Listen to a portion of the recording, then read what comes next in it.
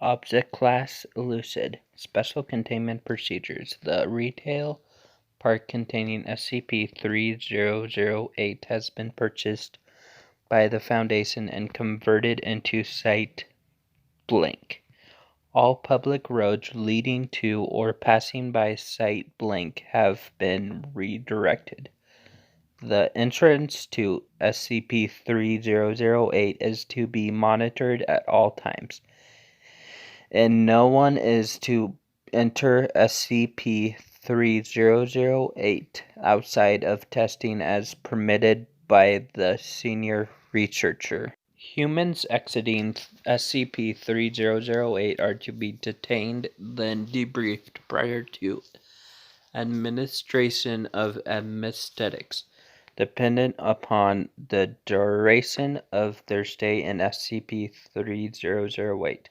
A cover story may need to be generated prior to their release. Any other entities exiting SCP-3008 are to be terminated. Description: SCP-3008 is a large retail unit previously owned and branded as IKEA, a popular furniture retail chain. A person entering SCP-3008 through the main entrance and then passing out of sight of the doors will find themselves translocated to SCP-3008-1. This displacement will typically go unnoticed as no change will occur from the perspective of the victim. They will generally not become aware until they try to return to the entrance. SCP-3008-1 is a space resembling the inside of an IKEA furniture store, extending far beyond the limits of what could physically be contained within the dimensions of the retail unit. Current measurements indicate an area of at least 10 kilometers squared with no visual external terminators detected in any direction. Inconclusive results from the use of laser rangefinders has led to the speculation that the space may be infinite. SCP-3008-1 is inhabited by an unknown number of civilians trapped prior to containment.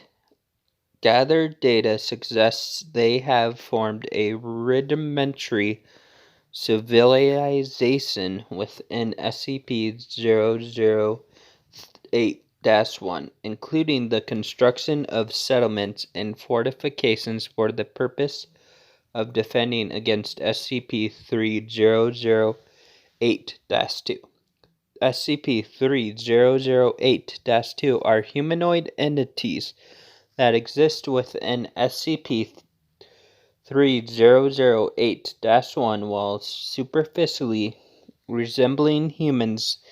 They possess a exaggerated and inconsistent body proportions, often described as being too short or too tall. They possess no facial features and, in all observed cases, wear a yellow shirt and blue trousers consistent with the IKEA uniform. SCP-3008-1 has a rudimentary day-night cycle determined by the overhead lighting within the space, activating and deactivating at times consistent with the opening and closing times of the original retail store. During the night, instances of SCP-3008-2 will become violent towards all other life forms within SCP-3008-1.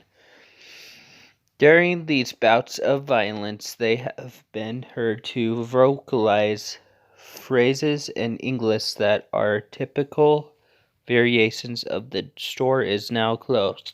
Please exit the building," Once day begins, SCP-3008-2 instances immediately become passive, beginning to move throughout SCP-3008-1 seemingly at random. They are unresponsive to questioning and or other virtual cues in this state, however, will react violently if attacked. SCP-3008-1 is known to have one or more exits located within, though these exits do not appear to have a fixed position, making it difficult to leave SCP-3008-1 once inside, using any other door beside the main entrance to enter the structure or breaking through the walls of the retail unit leads into the non-anonymous interior of the original store. Since containment began, 14 individuals have managed to exit SCP-3008. Following extensive debriefing, all individuals have been administered anesthetics and released. Incident 3008-1 at 0037 on blank 2000 blank. A human male exited SCP-3008, followed 10 seconds later by an incident of SCP-3008-2. SCP-3008-2 caught and killed the man before itself being terminated by armed personnel. This incident represents the only time an instance of SCP-3008-2 has been seen. SCP-3008. A full autopsy on the corpse was performed. See 3008-2 autopsy log for details. The man was carrying an IKEA brand journal, seeming to document his time in SCP-3008-1, transcribed below verbatim. Thank you for reaching the end of this video.